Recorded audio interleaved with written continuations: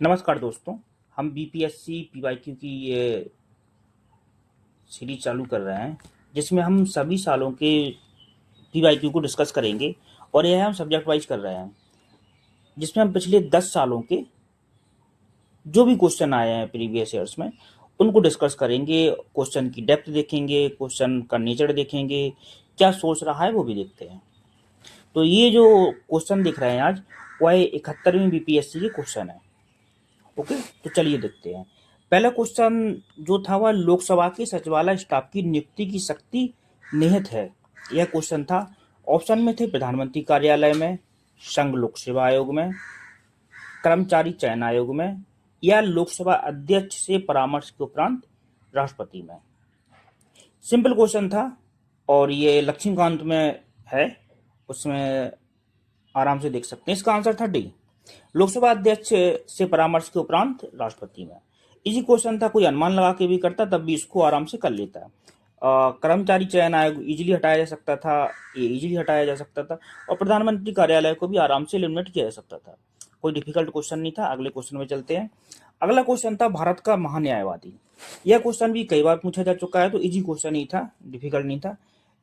भारत का महान्यायवादी सर्वोच्च न्यायालय की अत्यधिक सुनवाई हेतु अर्ह नहीं है, राष्ट्रपति को विधिक मामलों में परामर्श देता है, संसद के सदन की प्रक्रिया में भाग नहीं ले सकता है, सरकार का पूर्णकालिक सलाहकार है। कौन सा ऑप्शन सही है ये आपको बताना था। महान्यायवादी के बारे में पढ़ा होगा तो यह सरकार का वकील होता है और सभी न्यायालयों में सरकार की तरफ से पक्ष रखता है। तो पहला ऑप्शन तो ये हट जाता है। तीसरा ऑप्शन भी, सदन की प्रक्रिया में भाग नहीं ले सकता। महान्यायवादी सदन की प्रक्रिया में भाग लेता है लेकिन मत नहीं दे सकता, मतदान का अधिकार इसको नहीं होता है। ठीक, यह सरकार का पूर्ण कार्य सलाहकार नहीं होता है, यह सरकार का केवल विधिक सलाहकार होता है और यह अपनी खुद की प्रैक्टिस भी इस दौरान चालू रखता है। ठीक, हालांकि ये सरकार के खिलाफ केस नहीं लड़ सकता लेकिन यह निजी प्रैक्टिस चालू रख सकता है। सही ऑप्शन था बी, राष्ट्रपति को विधिक मामलों में परामर्श देता है। ठीक, तीसरा क्वेश्चन था, भारतीय संविधान की विभिन्न सूचियों में निम्नलिखित विषयों पर विचार कीजिए, इनमें से कौन से विषय समवर्ती सूची में आते हैं। आपको बता दें कि संविधान में 7वीं अनुसूची में 3 सूचियां दी गई हैं जिनमें बताया गया है कौन से मामलों में केंद्र कानून बना सकते हैं और कौन से मामलों में राज्य कानून बना सकते हैं। ठीक है, समवर्ती सूची वह सूची होती है जिसमें वह विषय शामिल है जिन पर केंद्र और राज्य दोनों सरकारें कानून बनाती हैं। ठीक, तो जो विषय दिए गए थे वह वन जीवों की सुरक्षा, कृषि पर आय, इधर ये आय, कृषि पर आय, विद्युत उपयोग व बिक्री पर कर, मूल नियंत्रण। ओके, कृषि पर आय आपका ये राष्ट्र सूची में आता है, विद्युत उपयोग और बिक्री कर भी राष्ट्र सूची में आता है। सही आंसर था पहला और चौथा, यानी कि 1 और 4, ये आपका सही आंसर था। वन जीवों की सुरक्षा, वन जीवों की सुरक्षा पहले ये राज्य सूची में शामिल था लेकिन ये आपका सॉल्यूशन दिया गया है। वन जीवों की सुरक्षा पहले ये राज्य सूची में शामिल था लेकिन 42 संविधान संशोधन के माध्यम से इसको समवर्ती सूची में शामिल किया गया है। कृषि पर आय राज्य सूची में, विद्युत उपभोग व बिक्री पर कर ये भी राज्य सूची में, मूल नियंत्रण ही समवर्ती सूची में। इस पर केंद्र और राज्य दोनों ही कानून बना सकते हैं। ओके, अगला क्वेश्चन है कि निम्नलिखित में से कौन सा नीति निर्देशक तत्व गांधीवादी सिद्धांतों के अनुरूप नहीं है। नीति निर्देशक जो तत्व हैं वो 3 सिद्धांतों पर हैं। एक है समाजवादी सिद्धांत, दूसरा उदारवादी और तीसरा गांधीवादी। तो इसमें पूछा गया है कौन सा ये गांधीवादी सिद्धांतों के अनुरूप नहीं है। एक है ग्राम पंचायतों का गठन, ऑप्शन 2 है समान नागरिक संहिता, ऑप्शन 3 है ग्रामीण क्षेत्रों में कुटीर उद्योगों की प्रोन्नति और चौथा है काम का अधिकार। ग्राम पंचायतों का गठन गांधीवादी सिद्धांतों के अनुरूप है। गांधी जी ग्रामों के सशक्तिकरण के पक्षधर थे, वो कि यह गांव में विकेंद्रीकरण चाहते थे। समान नागरिक संहिता ये उदारवादी सिद्धांत के तहत आता है। ग्रामीण क्षेत्रों में कुटीर उद्योगों की प्रोन्नति, गांधी जी कुटीर उद्योगों के भी बहुत बड़े समर्थक थे। इन्होंने मशीनीकरण का विरोध किया था, खासतौर से बड़ी मशीनों का। काम का अधिकार, गांधी जी ये श्रम का समर्थन करते थे लेकिन डीपीएसपी में जो काम का अधिकार है वह समाजवादी सिद्धांतों के अनुरूप है। ओके, तो आपका आंसर हो जाता है ऑप्शन नंबर सी। जो नहीं है गांधीवादी सिद्धांतों के अनुरूप, उनमें समान नागरिक संहिता और काम का अधिकार। ओके, ठीक है, ये आपका एक्सप्लेनेशन है। क्वेश्चन नंबर 5 था कि इनमें से कौन सा सही सुमेलित नहीं है। राज्यसभा में सीटों का आवंटन, चौथी अनुसूची, शपथ का प्रारूप, तीसरी अनुसूची, अनुसूचित क्षेत्रों का प्रशासन, छठी अनुसूची, और संघ सूची, सातवीं अनुसूची। ओके, तो अनुसूचियां जरूर याद कर लीजिए, हर साल आती हैं, किसी ना किसी एग्जाम में ये आती ही रहती हैं। तो चौथी अनुसूची में राज्यसभा ही है, ये ऑप्शन सही है। तीसरी अनुसूची में शपथ है, और सातवीं अनुसूची में संघ सूची, राज्य सूची और समवर्ती सूची है। इसमें संघ सूची है, राज्य है और समवर्ती है। ओके, तो आपका जो सही सुमेलित नहीं है वह है ऑप्शन नंबर सी। ठीक, ये आपका सही आंसर है, ऑप्शन नंबर सी। और छठी अनुसूची में दरअसल आपकी जो असम, मेघालय, मिजोरम और त्रिपुरा, इसको असम में मित्र नाम से याद कर लीजिए, असम में मित्र, या इसको आप मामित्र नाम से भी याद कर सकते हैं। ठीक, मेघालय, असम, मिजोरम और त्रिपुरा, इस रूप में भी याद कर सकते हैं। ये छठी अनुसूची में। और पांचवी अनुसूची में अनुसूचित क्षेत्रों, अनुसूचित जनजातियों के प्रशासन और नियंत्रण से संबंधित विषय हैं। ठीक, तो आपका जो सही सुमेलित नहीं था वह ऑप्शन नंबर सी नहीं था। क्वेश्चन नंबर 6 था, मंत्रालय विभागों का निर्माण प्रधानमंत्री द्वारा कैबिनेट सचिव के परामर्श से किया जाता है। प्रत्येक मंत्री को मंत्रालय राष्ट्रपति द्वारा प्रधानमंत्री के परामर्श पर आवंटित किया जाता है। क्वेश्चन थोड़ा सा ट्रिकी था, हालांकि इसको बहुत ज्यादा डिफिकल्ट तो नहीं कहेंगे, लेकिन हल्का सा ट्रिकी था। मंत्रालय विभागों का निर्माण प्रधानमंत्री द्वारा नहीं किया जाता है, कैबिनेट सचिव के परामर्श से। कैबिनेट सचिव के परामर्श की कोई आवश्यकता नहीं होती है, यह प्रधानमंत्री की सलाह पर राष्ट्रपति द्वारा किया जाता है, और यह प्रधानमंत्री की राजनीतिक व प्रशासनिक आवश्यकताओं के आधार पर निर्मित होते हैं। ओके, तो ऑप्शन नंबर 1 आपका ये गलत हो जाता है, ऑप्शन नंबर 2 सही है। स्टेटमेंट 2 सही है कि राष्ट्रपति द्वारा प्रधानमंत्री के परामर्श पर मंत्रालय आवंटित किए जाते हैं। ठीक, सोर्स इसका लक्ष्मीकांत ही है। पॉलिटी के ज्यादातर क्वेश्चन लक्ष्मीकांत से कवर हो जाते हैं, इसके अलावा और कोई अदर सोर्स की जरूरत नहीं पड़ती है। ठीक, क्वेश्चन नंबर 6 आपका ये था। क्वेश्चन नंबर 7 था, राज्य विधायिका की कार्रवाई के बारे में क्या सत्य है। विधायिका में कार्य केवल राज्य की सरकारी भाषा अथवा हिंदी या अंग्रेजी में संपादित किए जाएंगे। महाधिवक्ता को मत देने का अधिकार, ये ऊपर भी क्वेश्चन आ चुका है, महाधिवक्ता को सिर्फ भाग लेने का अधिकार होता है, मत देने का इसको अधिकार नहीं होता है। ठीक, मत नहीं कर सकता है, किसी भी सदन की बैठक में भाग ले सकता है। यह किसी उच्च न्यायालय के न्यायाधीश के आचरण पर चर्चा कर सकती है। राज्य विधायिका उच्च न्यायालय के न्यायाधीश के आचरण पर चर्चा नहीं करती है, सिवाय जब कोई प्रस्ताव लाया गया हो कि उन पर महाभियोग चलाना है, ऐसा कुछ, उसके अलावा विचार नहीं, आचरण पर चर्चा नहीं की जाती है। तो ये ऑप्शन भी आपका गलत हो जाता है। किसी कथित अनियमितता के आधार पर कार्रवाई की वैधता पर प्रश्न किए जा सकते हैं।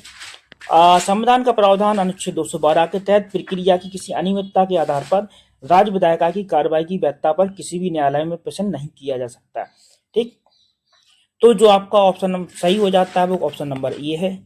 ठीक, विधायिका में कार्य केवल राज्य की सरकारी भाषा में ही किए जाते हैं, अथवा हिंदी अथवा अंग्रेजी में निष्पादित किए जाएंगे। ये ऑप्शन आपका सही हो जाता है। ठीक, क्वेश्चन ठीक था, बहुत ज़्यादा इजी भी नहीं था और थोड़ा डिफिकल्ट भी नहीं था, मॉडरेट से थोड़ा कम ही था।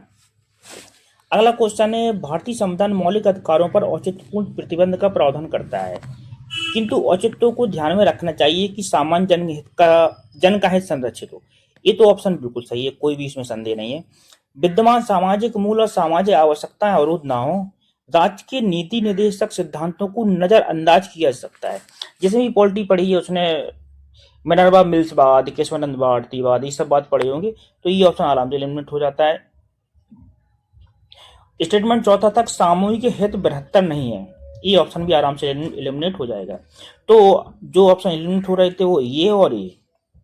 ठीक, आयोग ने इसका आंसर ये दिया है कि सामान्य जन का है संरक्षित हो, लेकिन ऑप्शन स्टेटमेंट 2 भी लगभग सही है। विद्यमान सामाजिक मूल्य व सामाजिक आवश्यकताएं अवरोध ना हो। कोर्ट ने खुद अपने कई निर्णयों में कहा है कि समय, समाज और परिस्थितियों के अनुरूप युक्ति संगतता का न्यायालय मूल्यांकन करता है। तो ये स्टेटमेंट भी सही हो सकता है, लेकिन आयोग ने नहीं माना। आयोग ने इसका आंसर केवल ये माना है सामान्य जन का है संरक्षित हो। ओके, चलिए आगे बढ़ते हैं। ये सिंपल क्वेश्चन था, डिफिकल्ट नहीं था। वित्त आयोग के सदस्यों की आवश्यक अर्हताओं का निर्धारण कौन करता है? संसद विधि द्वारा करती है। वित्त आयोग के सदस्यों की जो नियुक्ति है, अपॉइंटमेंट है, वो चयन है, वो राष्ट्रपति करता है, लेकिन इसकी आवश्यक अर्हताओं का निर्धारण संसद विधि द्वारा करती है। ठीक, आर्टिकल 280 के तहत वित्त आयोग के सदस्यों की योग्यता और चयन की विधि का निर्धारण संसद के पास है। ठीक, संसद ने कानून भी बनाया वित्त आयोग विविध प्रावधान अधिनियम 1951। क्वेश्चन नंबर 11 था कि सदन निम्नलिखित कथनों पर विचार करना था। स्टेटमेंट 1 था कि सदन को आहूत करने का अर्थ दीक्षांत, सदन से शस्त्रावसान होता है। विघटन सदन को समाप्त करता है। स्थगन सदन के नेता द्वारा अकेले किया जा सकता है। हिंदी में ये क्वेश्चन बहुत ज्यादा कंफ्यूजन भरा था।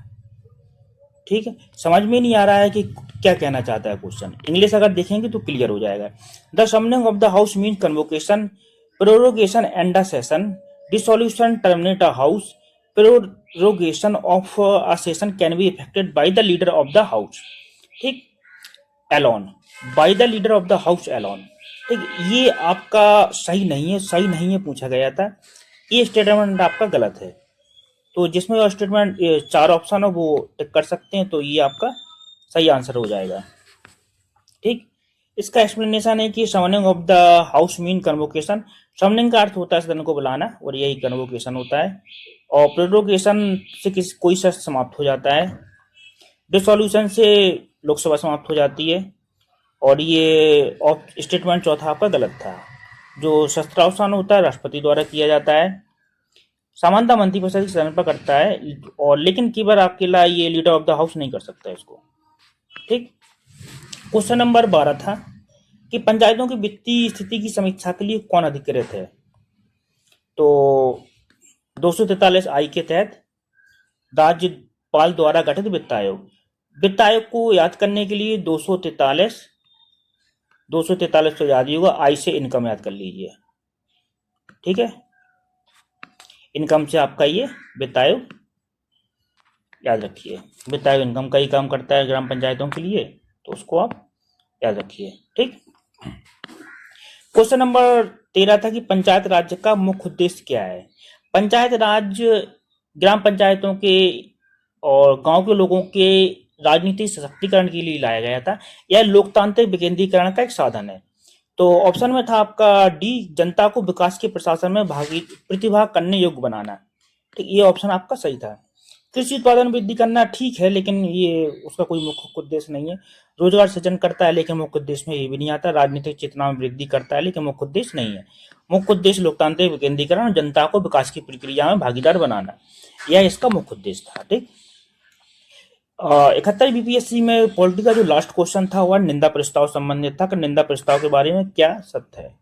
यह अविश्वास प्रस्ताव से भिन्न नहीं है। इस ऑप्शन को आप आराम से काट सकते थे। निंदा प्रस्ताव और अविश्वास प्रस्ताव, अगर 2 प्रस्ताव हैं तो एक दूसरे से भिन्न होंगे ही, तो ये आपका एलिमिनेट हो जाता है। अविश्वास प्रस्ताव से भिन्न सिंपल सा था कि इसको टिक मार सकते थे। इस प्रस्ताव में कारण का उल्लेख करना अनिवार्य नहीं है, इस कारण का उल्लेख इसमें बताया जाता है। सदन की अनुमति से इसे प्रस्तावित करना आवश्यक नहीं है, ये भी आपका गलत ही है। निंदा प्रस्ताव और अविश्वास प्रस्ताव दोनों अलग हैं, दोनों की प्रकृति अलग होती है, दोनों के उद्देश्य अलग होते हैं। तो निंदा प्रस्ताव वो किसी विशिष्ट कार्य या नीति के लिए लाया जाता है, जबकि अविश्वास प्रस्ताव मंत्रिपरिषद का लोकसभा के प्रति विश्वास पर रखने के लिए लाया जाता है। ठीक, मंत्रिपरिषद का लोकसभा में विश्वास है या नहीं, लोकसभा का मंत्रिपरिषद में विश्वास है या नहीं, ये चेक करने के लिए, जांचने के लिए अविश्वास प्रस्ताव लाया जाता है। दोनों प्रस्ताव अलग अलग है। ठीक, इंद्र प्रस्ताव लोकसभा में स्वीकार किए जाने के लिए इसे अपनाने के कारणों का उल्लेख करना जरूरी है कि क्यों ये लाया गया है। ठीक, तो ये दोनों ऑप्शन आपके गलत थे, ये गलत था, ये गलत था और ये भी गलत था। ठीक, ये आपका सही था। तो ये अच्छा, एक क्वेश्चन और है, क्वेश्चन नंबर 15, निम्नलिखित में ऐसे कौन सा विषय उच्च न्यायालय सर्वोच्च न्यायालय दोनों के अधिकार क्षेत्र में आता है? केंद्र व राज्य के बीच विवाद, यह आपका सुप्रीम कोर्ट का सर्वोच्च न्यायालय का मूल और अनन्य अधिकार क्षेत्र के तहत आता है। तो ये ऑप्शन आपका गलत हो जाता है। राज्यों के बीच विवाद, यह भी सुप्रीम कोर्ट का अनन्य व मूल अधिकार क्षेत्र है। मौलिक अधिकारों का संरक्षण, अनुच्छेद 32 और अनुच्छेद 226, इनके तहत अनुच्छेद 32 के तहत सर्वोच्च न्यायालय, अनुच्छेद 226 के तहत उच्च न्यायालय रिट जारी करता है मौलिक अधिकारों के संरक्षण के लिए। संविधान के उल्लंघन से संरक्षण हालांकि उच्च न्यायालय भी प्रदान करता है, लेकिन सर्वोच्च न्यायालय को संविधान के संरक्षक के रूप में अंतिम व्याख्याकार और ये संरक्षण की भूमिका प्रदान की गई है संविधान में, जबकि उच्च न्यायालय को नहीं। तो सही आंसर हो जाता है आपका बी। ठीक, तो यह थी आपके 71वीं बीपीएससी में पॉलिटी के आए हुए क्वेश्चन। अब अगले वीडियो के रूप में हम 70वीं बीपीएससी में पॉलिटी के कौन से क्वेश्चन आए थे ये हम देखेंगे, और आपको इस पूरी वीडियो सीरीज में 10 साल के सभी पीवाईक्यू मिलेंगे और उन सबका विश्लेषण किया जाएगा कि सोर्स क्या है, डेप्थ क्या है। ये पॉलिटी क्वेश्चन आपने देखी है, बहुत ज्यादा डिफिकल्ट नहीं है, सिंपल क्वेश्चन है, आराम से लक्ष्मीकांत को पढ़िए आप, उससे लगभग सारे क्वेश्चन कवर हो जाते हैं। ठीक, ऑल द बेस्ट, मिलते हैं अगले वीडियो में।